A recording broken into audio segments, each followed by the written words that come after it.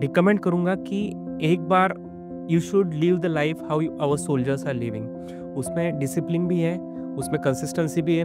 LLM या जेन AI जो है वो ऑलरेडी ट्रेंड है बहुत सारे डेटा पे, तो based on your question it started responding you. Basics पहले बहुत अच्छे से रखें, जैसे पाइथन आ गया आपको, बेसिक्स ऑफ एआई, ये चीज़ें बहुत इंपॉर्टेंट है। Keep yourself updated by anyways through LinkedIn, Medium, your clients, your peers, anyone, but stay updated.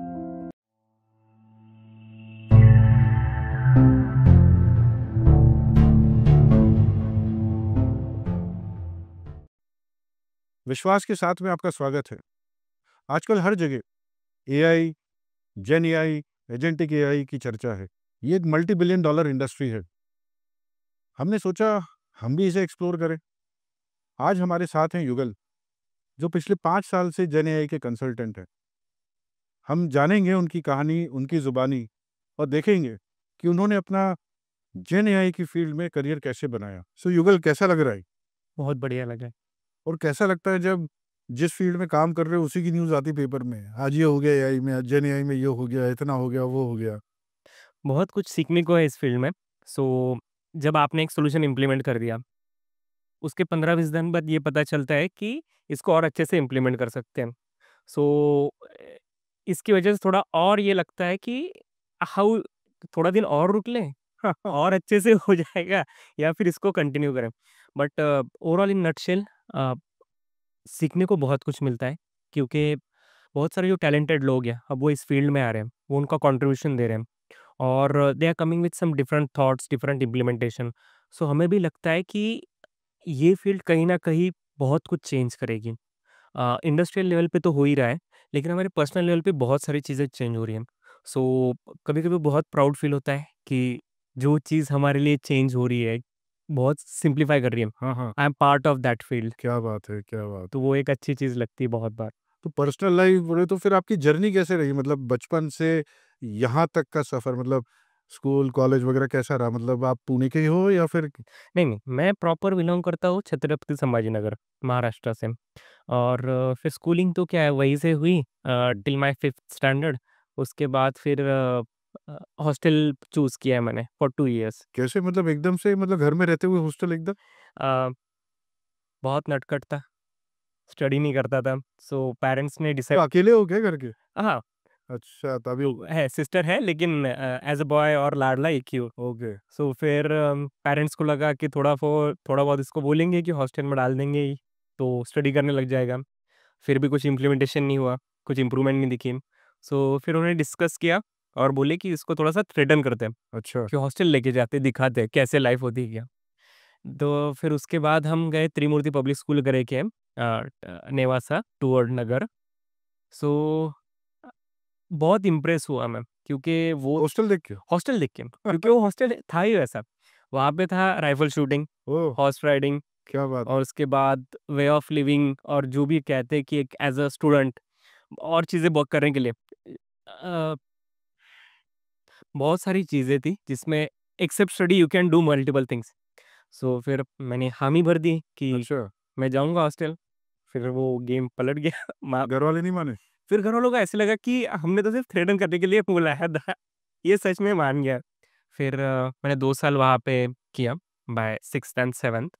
सो वो एक बहुत अच्छा डिसीजन रहा मेरे लाइफ का, क्योंकि वो था मिलिट्री स्कूल। वो जो सैनिक स्कूल बोलते हैं करेक्ट, वो? Correct, correct. वो टफ रहा होगा वो? बहुत टफ, मतलब मेरे एक्सपेक्टेशन ये थे कि आराम से उठूँगा, स्कूल जाऊँगा, उसके बाद आके फिर ये चीज़ें करूँगा। तो फिर वहाँ पे था रूल कि बाय 5 ओ क्लॉक आपको उठना है। ग्राउंड के 4, मतलब जो ग्राउंड है उसके 4 फेरे लगाने हैं। फिर पीटी रहेगी। वीकली बेसिस पे एक ही बार हॉर्स राइडिंग, एक ही बार सो जो प्लान किया था वो ऐसे नहीं गया वो, लेकिन इट वाज़ गुड। मतलब जैसे वो 2 साल मेरे लाइफ के बहुत सारे साल सुधार के चले गए। बहुत डिसिप्लिन इज़ एंड कंसिस्टेंसी के साथ आप उसको कैसे गो थ्रू कर सकते हो, ये बहुत बढ़िया चीज़ है। मैं रिकमेंड करूँगा कि एक बार you should live the life how our soldiers are living. उसमें डिसिप्लिन भी है, उसमें कंसिस्टेंसी भी है, उसमें the way you look toward life, क्योंकि अगर 5 बजे आप उठते हो, सो 24 घंटे में आपके पास 28 घंटे हैं। 4 आवर्स यू कैन यूटिलाइज मोर, क्योंकि आप जल्दी उठे हो और सुबह का जो टाइम है वो सच में बहुत अच्छा होता है for anything you are doing, whether it is exercise, study, anything. So वो 2 साल बहुत अच्छे रहे। देन आई बैक मैं तो वापस कैसे आए? घर वाले लेके गए कि नहीं, आपने फिर बोला कि मेरी बहुत हो गया भाई, फिर इच्छा अब पूरी हो गई? नहीं, फिर मेरी मॉम वर्किंग थी, अच्छा, सो फिर उन्होंने वीआरएस ले लिया था। ओके। सो फिर मेरा जो हायर स्टडीज़ के लिए जो प्रिपरेशन था, सो शी टूक केयर कि नहीं, अभी अच्छे से इसको प्रिपेयर करना है फॉर हायर स्टडीज़। हाँ, हाँ, सो 8, 9, 10 मैंने वापस नेटिव में किया। Okay. So my mom played a very crucial role हाँ, वो 3 साल के लिए। या आफ्टर दैट, आफ्टर कंप्लीटिंग जैसे 10th हो गया, सो फिर पेरेंट्स ने पूछा क्या करना है? सो मेरा पहले से क्लियर था कि I don't want to go for 11th-12th, 11th-12th मुझे नहीं करना है। फिर क्या करना था? मुझे डिप्लोमा पॉलिटेक्निक? क नहीं, फिर मैंने पॉलिटेक्निक चूज़ किया, अच्छा, क्योंकि मेरा पहले से क्लियर था कि मुझे मतलब एमबीबीएस फील्ड नहीं जाना था। Okay. But not by choice, but उतना इंटरेस्ट नहीं लगता था मुझे। सो अगर एंड गोल मेरा इंजीनियरिंग है, so why to spend more 2 years on 11th-12th? So मैंने फिर चूज़ किया कि डिप्लोमा चूज़ करूँगा। डिप्लोमा से फिर आगे डायरेक्ट सेकंड ईयर इंजीनियरिंग में एडमिशन ले लूँगा मैं। So it was a pretty clear path for me in my mind. So फिर डिप्लोमा नेटिव में ही किया और इंजीनियरिंग के लिए फिर मैंने चूज़ किया Jalna city, which is but ये आपको पहले से पता था क्या कि 10th के बाद पॉलिटेक्निक में चले जाओ, अगर पॉलिटेक्निक कर लिया तो फिर डायरेक्ट सेकंड ईयर में एडमिशन मिलता है? नहीं, क्योंकि जनरली लोगों को पता नहीं रहता। नहीं, फिर डिस्कशन होता था इन 10th क्लास कि क्या करना है आगे, क्या नहीं। सो 10th में इतना मैच्योर नहीं रहते, so everyone was choosing their field, हाँ, I will be doctor, I will be pilot, हाँ, लेकिन पाथ नहीं मिलता। सो मैंने थोड़ा-सा ओन स्टडी किया, तब इतना नेट इंटरनेट वगैरह भी होता नहीं था। लेकिन बाय गोइंग थ्रू द हमारे जो रिलेटिव्स हैं उनके पास ओके, वगैरह, सो या ग्रैब वेरी गुड नॉलेज। मतलब ये पीरियड था जब मैंने 10th की एग्ज़ाम कंप्लीट की और एडमिशन, ओके। सो मार्कशीट आने तक, रिज़ल्ट लगने तक। So it was a good time to do the research और फिर या it was pretty much fine decision. As soon as I got the result straight away go and take the admission to तो poly. Engineering फिर क्या mechanical background या फिर नहीं, मेरा CSE, CSC? Computer science. So that too pre planned कि कंप्यूटर ही करना है। ओके, चलो कम से कम फिर घर वालों का प्रेशर नहीं था कि भाई एमबीबीएस कर ले भाई, या तो सीए बन जा, रहता है ना मतलब। बहुत मतलब हाँ, था, वो होता था ना कि इंजीनियरिंग की इतनी जॉब नहीं है, डिफ़िकल्ट है, फिर तुझे शहर छोड़ के जाना पड़ेगा। हाँ, बहुत सारा था। इवन जब मैंने पॉलिटेक्निक चूज़ किया, सो मेरे पापा मैकेनिकल बैकग्राउंड से थे हाँ, और तब मैकेनिकल की जॉब लग जाती थी हाँ, ईज़िली। हाँ, तो it was not like CSE के लिए बहुत डिफ़िकल्ट है, बहुत पढ़ना पड़ता है। बैंगलोर में सीधे पुणे में भी नहीं है, हाँ, तो कैसे रहेगा ये वो। बट फिर पापा ने इंसिस्ट किया कि मैकेनिकल ले।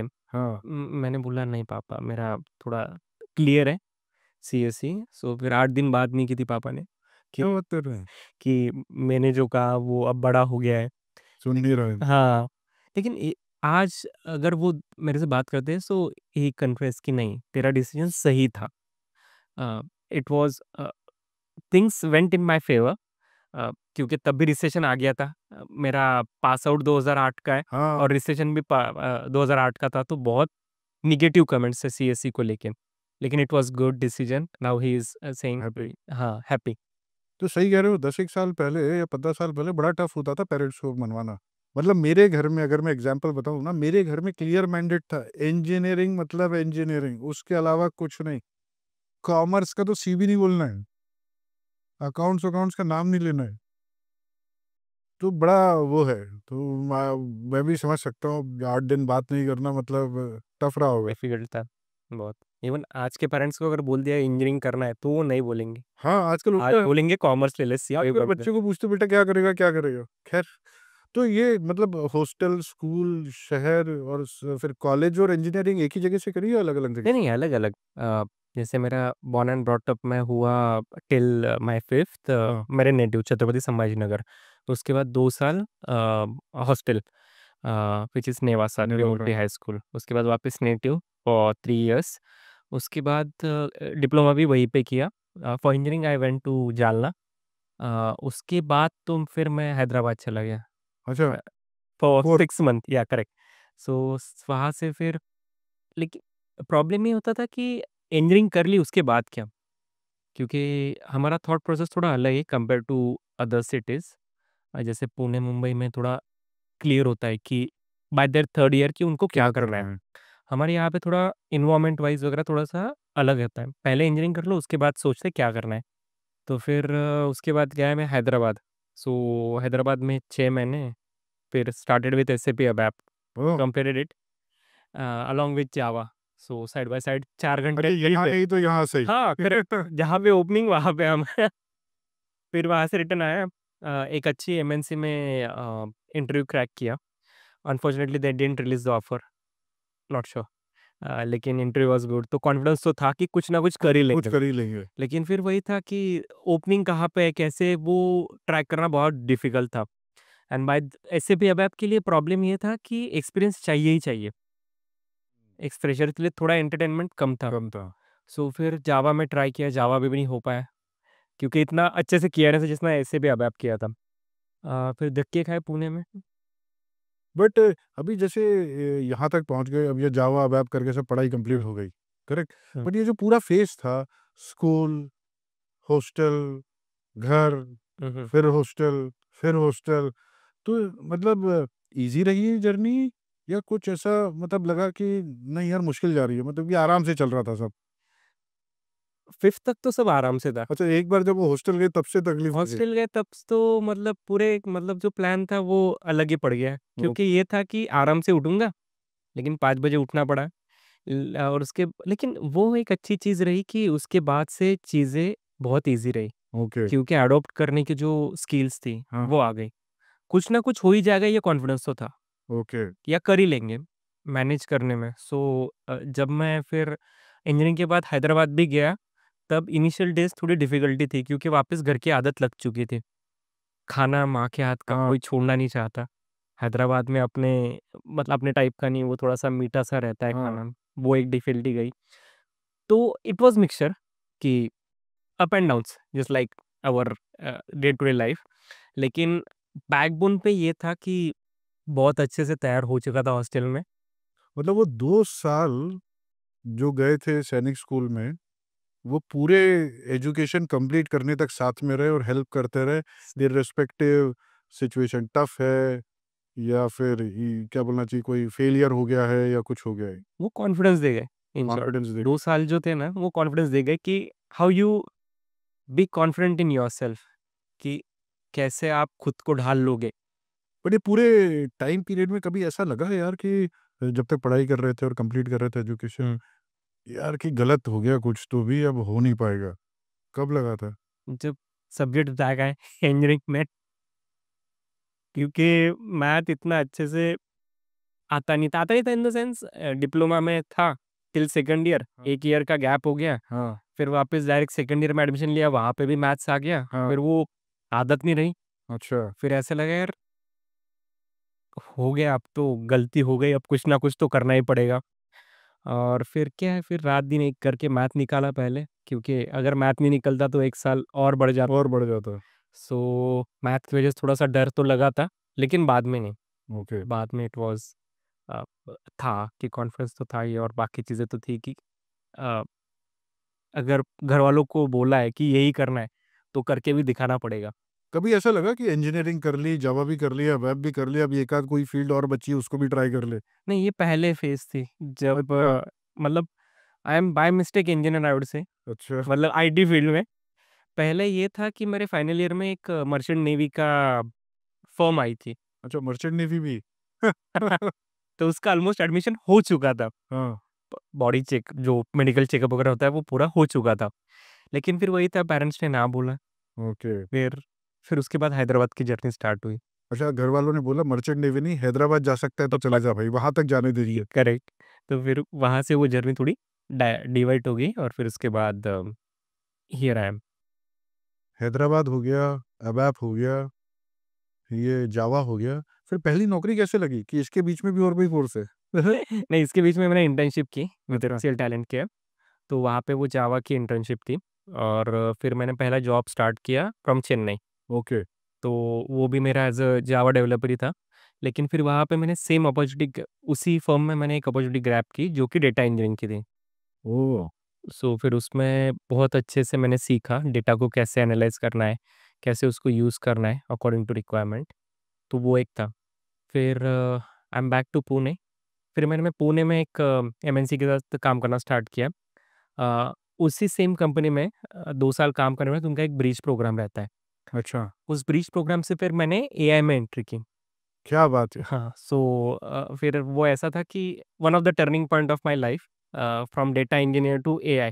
ओके, सो फिर दोनों अलग फील्ड है, एक में डेटा कैसे यूज़ मतलब कैसे क्रिएट करना है, क्या कैसे उसको फ़िल्टर आउट करना है, और एक में डेटा को कैसे अच्छे से यूज़ करना है फॉर मॉडल क्रिएशन। तो फिर उसी टाइम पे Gen AI was taking few steps in market. हाँ, हाँ, सो फिर वहाँ पे जीपीटी, जीपीटी के साथ लामा, हाँ, हाँ, ये सारी चीज़ें आ रही थी। सो बहुत सारी इंडस्ट्रीज़ को फिर लगा कि नहीं, ये थोड़ा-सा रियल टाइम हमारी प्रॉब्लम सॉल्व कर सकता है, जो जहाँ पे बाकी चीज़ें लैग कर रही हैं। फिर मैंने मैनेजर ने बोला कि आप ये क्यों ट्राई नहीं करते? सो फिर मैंने बोला हाँ, मतलब अच्छी opportunity, I will take it, बाद में देखते हैं, क्योंकि तब तो लर्निंग के लिए कुछ ज़्यादा अवेलेबल था भी नहीं जेन एआई के। So that's how I started gen AI journey. क्या बात है! It got a chance and then grab it, implemented it, few use cases, then तो it was सही है, मतलब आपके मैनेजर की जो रिक्वेस्ट थी कि भई कूदो इसमें, अच्छा हो गया। yeah. अब जैसे हमारे ऑडियंस के लिए अगर मैं आपसे पूछूं कि एक बहुत ही सिंपल क्रूड लेमैन टर्म में ये जेन एआई जिस पे आप काम करते हो या हुँ। एआई जो भी है, ये एग्जैक्टली क्या करते हो? मतलब क्या कर रहे हो भाई? पेपर में इतना आ रहा है, इतना हो गया, इसके शेयर इतने बढ़ गए, ये इसने कुछ लिया है, मतलब एग्जैक्टली क्या कर रहे हो? एक ओके, आम आदमी अगर उसको रिलेट करना चाहे तो। चलेगा। ये जो जेन एआई है, उसके पीछे मॉडल है, तो अलग-अलग कंपनी के अलग-अलग मॉडल हैं।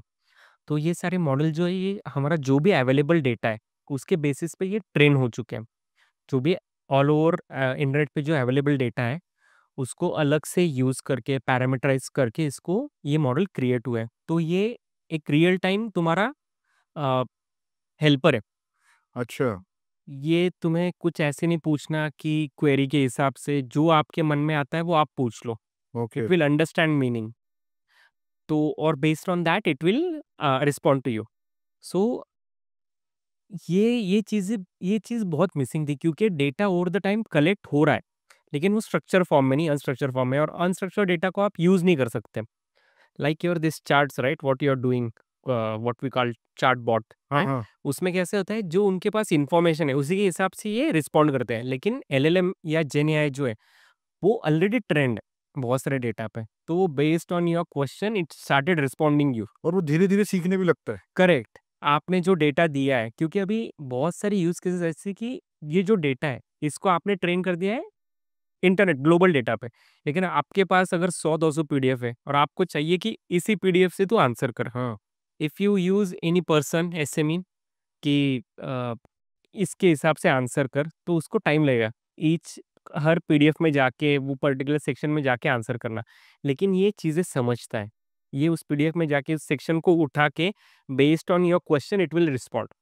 ऐसा तो नहीं होगा आगे कि जेन एआई इतना आगे निकल जाएगा, बोलेगा विश्वास जुगल एक काम करो, तुम घर जाओ, मैं तुम्हारा काम कर लूंगा सब, हाँ? नहीं, नहीं, ऐसा तो नहीं होगा, लेकिन डेफिनिटली जो लोग जेन एआई को कैसे यूज़ कर रहे हैं वो नहीं पता, उनको डिफ़िकल्टी होगी।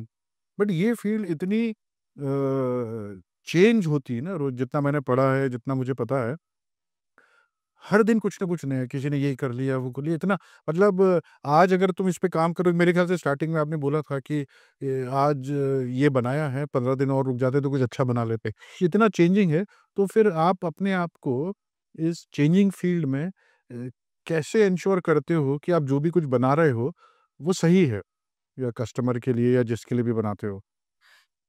इट डिपेंड कि यूज़ केसेस कैसे है अपने पास, और बहुत बार तो क्लाइंट ही हमें हेल्प करता है, अच्छा, क्योंकि now it is client driven initiative. Client drive कर रहे हैं, oh! They are sitting on driver seat कि हमारे पास ये डेटा है और हमारे एक्सपेक्टेशन है, और हमने ये पढ़ा है कि ये इससे हो सकता है। तो मोस्ट ऑफ द टाइम हमें we have to prove client को कि आपने जो बोला है वो तो सही है, लेकिन इसका अल्टरनेटिव भी ये है। Oh! So it is not something कि you just have to start by 9 o'clock and pack everything by 6 o'clock. अच्छा, You have to do your own research and go to the client, क्योंकि as a consultant और as a developer you should be make sure कि ये जो मैंने solution दिया है कि ये विदाउट एनी फेल्योर अगले 1-2 साल तक तो चलना चाहिए, चलना चाहिए, विदाउट एनी फेल्योर। एनहांसमेंट तो होते रहेंगे। होते रहेंगे। तो फिर ये सारी चीज़ें हैं। उसके बाद क्लाइंट तो है ही, उसके बाद खुद की लर्निंग होती है। लिंक्डइन है सबसे अच्छा पोर्टल जहाँ पे लोग अपने थॉट्स या जो उन्होंने काम किया है वो शेयर करते हैं, so we can grab something from them. Obviously बहुत सारी टीम्स होती है, जेएनएआई स्क्वाड्स वगैरह विद इन हाँ, कंपनी, वो भी हेल्प करती है। पूरी कम्युनिटी बनी हुई है। आई थिंक ये सबसे बड़ी कम्युनिटी होगी दुनिया की। हाँ, हुँ, क्योंकि अभी जिस हिसाब से ये ग्रो हो रहा है, क्योंकि हर कोई बंदा, it was not, they are not using AI but they are using GenAI. Okay. Because ये क्या हो गया ना, ये आपके पॉकेट में आ गया। It is in your mobile. अब आपको जो भी चाहिए, most of the times we are not relying on Google now.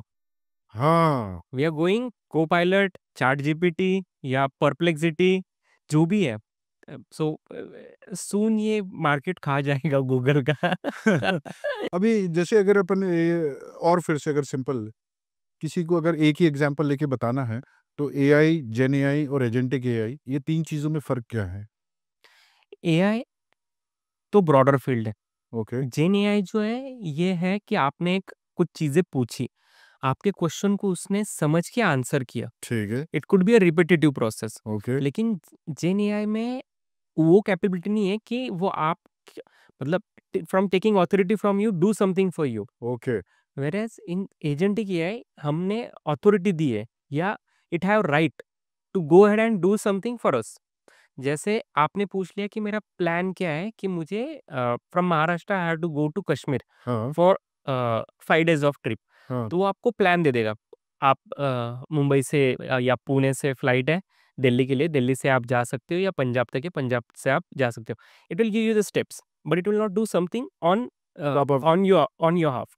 वैसे व्हेreas एजेंटिक एआई में आपने बोल दिया कि book a trip for me from Pune to Kashmir for 5 days from start date to end date.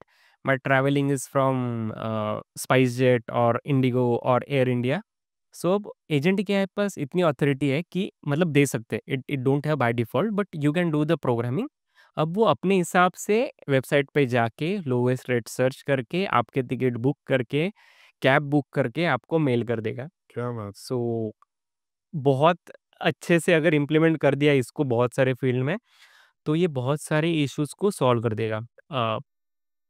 Take example, अब बहुत सारी चीज़ें ऐसी कि आपको कुछ चीज़ें करने की ज़रूरत नहीं, just have enter the prompt and हाँ, your Aadhaar card will be in your email.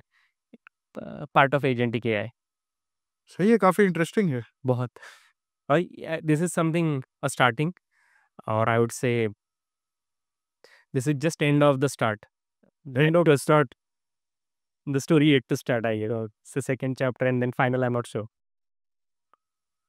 हमने देखा युगल की जर्नी तो बहुत इंटरेस्टिंग और इंस्पायरिंग लग रही है और जेन एआई का कॉम्बिनेशन उसे और इंटरेस्टिंग बना रहा है। आपके हिसाब से सक्सेसफुल होने के लिए आपकी तरफ से कौन-सा मंत्र है? टू बी मोर सक्सेसफुल तो मुझे लगता है कि हमें 2 जो लिविंग है यहाँ पे अपने अर्थ पे, उनके उनसे सीखना चाहिए। एक तो हो गया कॉकरोच, कि जहाँ कोई नहीं घुसता आप वहाँ पे घुस जाओ। इन एंड वो आउट पूरा इंडस्ट्री या जो भी कर रहे हो उसका पूरा सीख लो, अच्छा, so you will be master. तो उसमें आपको कोई टच नहीं कर पाएगा। दूसरा है कि एलिफेंट, आई वुड से कि प्रॉब्लम को आप एज़ अ प्रॉब्लम मत देखो, एज़ अ, जैसे एलिफेंट है बहुत बड़ा लगता है, लेकिन ब्रेक इट डाउन अच्छा, कोई भी प्रॉब्लम को। सो उससे क्या होगा कि आपको अच्छे से समझ में आएगा कि एक्चुअल प्रॉब्लम क्या है। So you can solve it in bits and pieces. अच्छा। So first of all break your problem, be master of anything, फिर take next space solve it. तो इसकी वजह से आपको ये हो जाएगा कि you can eat a big problem and provide the solution okay. तो ये आप अपने करियर या प्रोफ़ेशनल लाइफ़ में यूज़ करते हो इसको? डे टू डे जेने। ए टू एफ जेने हाँ, सही। फेलियर भी देखा होगा आपने, फेलियर से कुछ सीखा है? जो आप अभी भी इनवाइब करते हो कि भई ये फेलियर से मैंने ये सीखा था, अब मुझे एन्श्योर करना है ये जो लर्निंग मिली है इसको इनकॉर्पोरेट करके फेलियर फिर नहीं लेना इसी की वजह से। आई थिंक फेलियर तो हमने अभी वर्ड सुना है, मतलब जब हम अच्छा, बचपन में छोटे थे हाँ, हाँ। तब तो क्या होता था, फेलियर ये भी नहीं पता था कि जैसे चलने लग गए, गिर गए, वापस उठ के चल गए। हाँ, जैसे साइकिल सीख रहे थे, गिर गए, वापस साइकिल एक एक मतलब एक पैर से चलाने लगे थे। करेक्ट। मुझे लगता है फेलियर जो है वो हर बंदे का एक पार्ट ऑफ लाइफ है। होना भी चाहिए, बट डोंट स्टॉप देयर। जैसे मुझे भी फेल्योर्स आए, I didn't crack the first job with in 1.5 year post my graduate, लेकिन फिर भी आई कीप ट्राइंग। सक्सेस तो हर एक के नसीब में लिखा ही है, लेकिन how much time you ready to fail, that is correct. Something we have to see. आज नहीं तो कल मिलेगी, फेल हो के एग्जैक्टली, ट्राई करते। हाँ, how soon you reach there. Okay. एक लास्ट चीज़, मतलब जो लोग सुन रहे हैं उनके लिए, कि जेन एआई की फील्ड में अगर कोई ऑलरेडी काम कर रहा है या फिर उसको आना है, तो आपकी तरफ से क्या एडवाइस होगी उसको? अच्छा, जो लोग आना चाहते हैं उनके लिए तो यही है कि बेसिक्स पहले बहुत अच्छे से रखें। जैसे पाइथन आ गया आपको, बेसिक्स ऑफ एआई, ये चीज़ें बहुत इम्पोर्टेंट हैं, क्योंकि जो बेसिक है, उसी के हिसाब से आपको अंडरस्टैंडिंग पता चलेगी अच्छा। और you can do the reliable solution. और जो है ऑलरेडी, वो तो ऑलरेडी कीप योरसेल्फ अपडेटिंग, क्योंकि जो एग्जिस्टिंग चीज़ है वो रिप्लेस नहीं होगी, क्योंकि वहाँ पे बहुत सारे प्रोजेक्ट इम्प्लीमेंटेड है, clients are align, they will not move everything at one one night. Whereas GenAI जेएनआई में काम कर रहे हैं उनके लिए ये है कि अभी तो कुछ इम्प्लीमेंट भी नहीं हुआ है, सो कीप योरसेल्फ अपडेटेड, डेटिंग। क्योंकि अभी जितना रॉम है उतना अच्छे से आप उसको ढाल पाओगे। So keep yourself updated by anyways, through LinkedIn, Medium, your clients, your peers, anyone, but stay updated. Good, great. तो आज हमने सुनी युगल की कहानी, उनकी ज़ुबानी, उनका संघर्ष। इसी सिलसिले को हम आगे बढ़ाएँगे युगल के साथ उनकी जेन एआई की मास्टर क्लास में। थैंक यू युगल, थैंक्स फॉर योर टाइम। बहुत अच्छा लगा आपके साथ बात करके। Thank you, Vishwas, for having me here. No problem. Thank